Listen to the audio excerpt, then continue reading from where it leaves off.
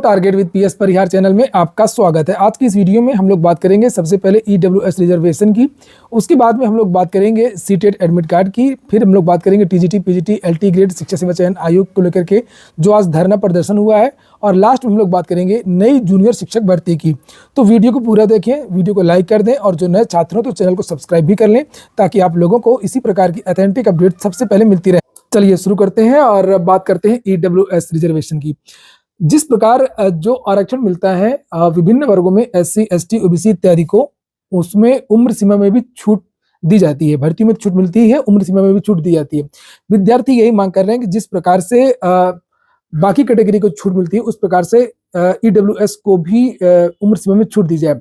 इसको लेकर के विद्यार्थी हाईकोर्ट गए थे, हाईकोर्ट की सिंगल बेंच ने खारिज कर दिया। विद्यार्थी डबल बेंच गए, वहां से भी इनका जो केस है वो खारिज हो गया।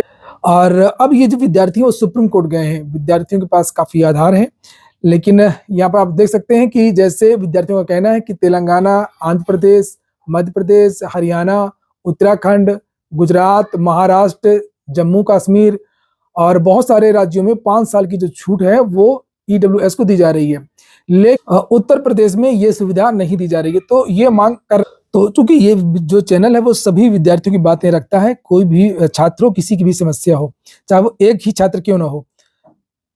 और इसी क्रम में ये छात्रों ने मेरे पास भेजा, जिसे आप लोग यहाँ पर देख सकते हैं। और इसमें यहाँ पर लिखा है कि 8 राज्यों की सरकारों ने दिया है, वही मध्य प्रदेश के हाईकोर्ट में लड़कों ने चैलेंज किया था। उसके उपरांत ग्वालियर हाईकोर्ट के अंतरिम आदेश के बाद ईडब्ल्यूएस के बच्चों को एमपी पीएससी के कई एग्जाम में शामिल होने का आदेश दिया है। बाद में एमपी की सरकार ने एमपी सिपाही की वैकेंसी में भी कोर्ट के अंतरिम आदेश के तहत सिपाही भर्ती की परीक्षा में उम्र छूट देते हुए शामिल करने का निर्णय लिया गया। ऐसे में सवाल ये उठता है कि उत्तर प्रदेश, अन्य राज्यों और केंद्र में ईडब्ल्यूएस के बच्चों के साथ में दोहरा व्यवहार क्यों।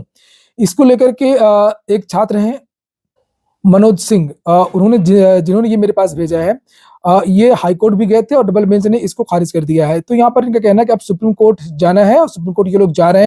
तो जो भी विद्यार्थी इनके ग्रुप से जुड़ना चाहता हो, इस समूह से जुड़ना चाहता हो, वो विद्यार्थी जुड़ सकते हैं। ये इनका नंबर है 8595714263। और इनकी मुख्य मांग है, खासतौर से जो उत्तर प्रदेश की भर्तियां हैं, आरओ, एआरओ, पीसीएस, ये सारी वैकेंसीज में भी, जितनी भी वैकेंसीज है उत्तर प्रदेश की, सभी में उम्र सीमा में छूट दी जाए ईडब्ल्यूएस के छात्रों को। तो इन लोगों का जो टेलीग्राम का चैनल का लिंक है और व्हाट्सएप ग्रुप भी है इनका, वो दोनों लिंक मैंने डिस्क्रिप्शन में दे दी है, कमेंट बॉक्स में भी दे दूंगा। तो आप लोग चाहें तो इनके ग्रुप से जुड़ सकते हैं। इस ग्रुप से आप लोगों को और अधिक जानकारी भी मिल जाएगी और मजबूती के साथ आप लोग लड़ भी सकेंगे। अगली जो सूचना है वो सीटेट की है। सीटेट ने एग्जाम सिटी सेंटर यानी कि प्री एडमिट कार्ड जो है वो जारी कर दी है, जिससे आप लोग यहाँ पर देख सकते हैं। अपना एप्लीकेशन नंबर डाल करके, डेट ऑफ बर्थ डाल करके आप लोग देख सकते हैं कि आपका एग्जाम किस शहर में होगा। तो ये एडमिट कार्ड नहीं है, ये प्री एडमिट कार्ड, ताकि आप लोग रिजर्वेशन वगैरह है वो करवा सकें। ये आप लोग देख सकते हैं यहाँ पर सीटेट की जो ऑफिशियल वेबसाइट है वहीं पर लिंक दे दी गई है। बात कर लेते हैं अब आज के धरना प्रदर्शन की। तो आप लोगों ने लाइव देखा होगा, आज प्रयागराज में जबरदस्त धरना प्रदर्शन हुआ। विद्यार्थियों की बहुत सारी मांगे थी।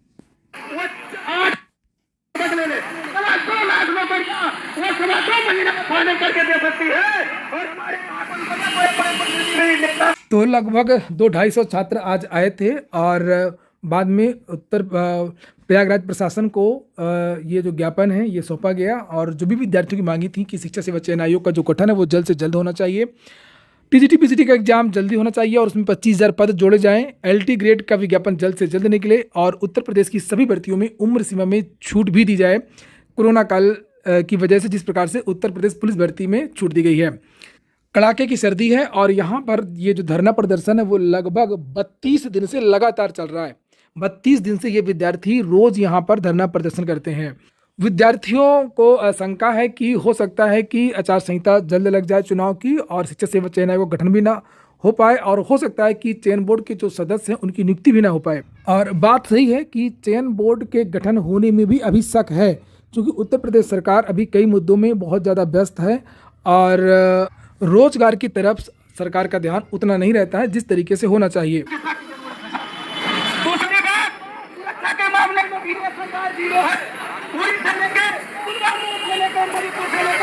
और ये भी सही बात है कि अगर दबाव बनेगा तो अभी बनेगा, अगर लोकसभा चुनाव समाप्त हो गए तो उसके बाद में सरकार का काम और अधिक धीमा हो जाएगा। फिर कोई भी प्रेशर विद्यार्थियों का उतना काम नहीं आएगा जितना प्रेशर अभी काम कर सकता है। और अब हम लोग बात कर लेते हैं जूनियर भर्ती की, क्या मामला चल रहा है। तो आप लोगों ने वीडियो को लाइक ना किया हो तो लाइक अवश्य कर दें, और जो नए छात्र हैं तो चैनल को सब्सक्राइब भी कर लें।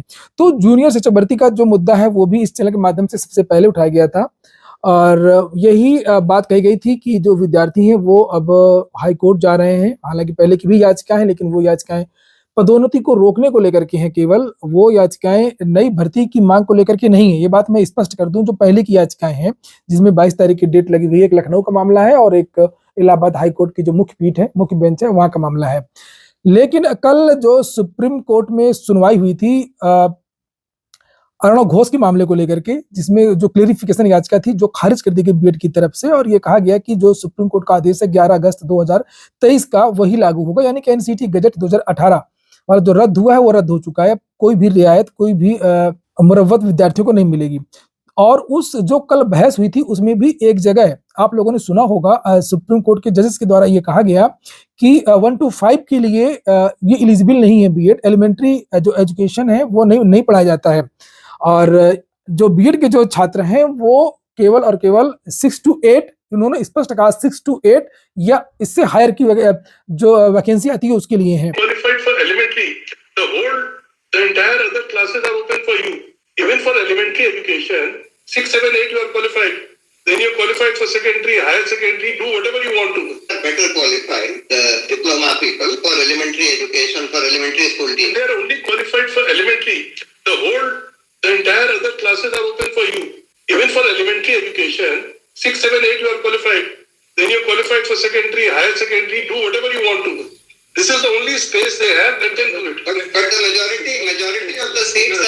तो ये आपने सुना कि ये हायर के लिए है, 6 to 8 या इससे ऊपर के लिए है, ये आपको समझ में आ गया होगा। और ये 1 to 5 केवल जो है वो प्राइमरी के लिए, ये कल की बहस में सुप्रीम कोर्ट ने खुद कहा। और जो जूनियर के जो विद्यार्थी हैं, अखिलेश यादव की टीम है और भी छात्र बहुत सारी टीम है, तो ये लोग जा रहे हैं और ये अपने ऑर्डर में इसको भी मेंशन करवा रहे हैं। इसका भी इंतजार था कि कुछ और भी डेटा मिल जाए, कहीं फिर से खारिज ना हो जाए, चूँकि नियमावली को चैलेंज करना बड़ी बात होती है और ऐसी याचिका डालने से भी कोई फायदा नहीं होता। बहुत सारे विद्यार्थी कमेंट कर रहे थे कि सर याचिका कब पड़ेगी, क्या हुआ, कितनी देरी लग रही है। तो देरी इसी वजह से लग रही है कि उसमें बहुत सारे साक्ष्य, बहुत सारी चीज़ें लगाई जा रही हैं, बहुत सारे फैक्ट लगाए जा रहे हैं कि सुप्रीम कोर्ट का 11 अगस्त वाला जो ऑर्डर है जिसमें बाहर किया गया था उसको भी लगाया गया है, और जहाँ जहाँ पर भी इस तरीके की बातें की गई हैं वो सारी जो चीज़ें वो लगाई जा रही हैं कि जब प्राइमरी में कहा गया कि बीएड के छात्र नहीं रहेंगे और इससे 6 से 8 या ऊपर, तो विद्यार्थी कहेंगे, सुप्रीम कोर्ट भी कह रही है हम 6 से 8 में ये हमारे लिए है, तो फिर इसमें हमको मौका दिया जाए, सीधी भर्ती किया जाए। अगर पूरे पदों पर नहीं तो कम से कम 50% पदों पर सीधी भर्ती निकाली जाए। जिस तरीके से आज भी आप लोगों ने सुना होगा, आज के पेपर में कहा गया है, ये आपने देखा होगा, ये आज ही समाचार पत्र, सुबह की वीडियो में मैंने बताया भी था, इंजीनियर भर्ती का भी नियम बदल दिया गया है और लिखा है कि लोक निर्माण विभाग की सहायक अभियंता सेवा नियमावली में भी संशोधन किया गया कि अब 50% जो पद है प्रमोशन से 50% पद सीधे भरे जाएंगे। तो यहाँ पर आप सुन सकते हैं अखिलेश यादव को। सुप्रीम कोर्ट में जो अर्णव घोष के नाम से क्लेरिफिकेशन एप्लीकेशन दाखिल हुई थी, उस जजमेंट पर भी हमने अधिवक्ता जी से बात किया, तो माननीय अधिवक्ता जी ने ये कहा कि वो जजमेंट आने दीजिए और क्लेरिफिकेशन एप्लीकेशन को देख करके एक पैरा और जो है जोड़ करके जो है लिखा दिया जाएगा, क्योंकि अधिवक्ता जी ने बताया कि उसमें 6 to 8 के बारे में कुछ अलग से कहा गया है। तो जैसे ही सुप्रीम कोर्ट में क्लेरिफिकेशन अर्णव घोष वाली जो एप्लीकेशन पश्चिम बंगाल से डाली गई थी, जैसे ही उसका स्पष्टीकरण आता है, आर्डर अपलोड होता है, उस आर्डर को लेकर के हम 2-1 पैरा बढ़ा करके इसके बाद प्रेयर करा करके रेट पूरी तरह से फाइनल हो जाएगी। देर अगर हुआ है तो ये उत्तर प्रदेश जूनियर 6 to 8 ही एक ऐसी वर्ग है जहां से आपको भर्ती देखने के आसार मिलेंगे। आज आप लोगों ने अगर सहयोग किया होता तो यहाँ पर जो है 1 या 2 दिन में ही बहुत जल्दी ये जो है कोर्ट का जो काम है, जो औपचारिकताएं हैं वो पूरी हो जाएंगी, दाखिल होगी, क्योंकि हम ये चाहते हैं कि अल्ट्रा वायरी है, इतना आसान नहीं है इसको दाखिल करना।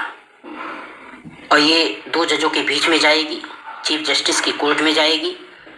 ऐसी दशा में हम पूरी तैयारी के साथ जाएं, जिससे हमारे सभी भाई बहनों को जूनियर असिस्टेंट भर्ती में स्थान मिले।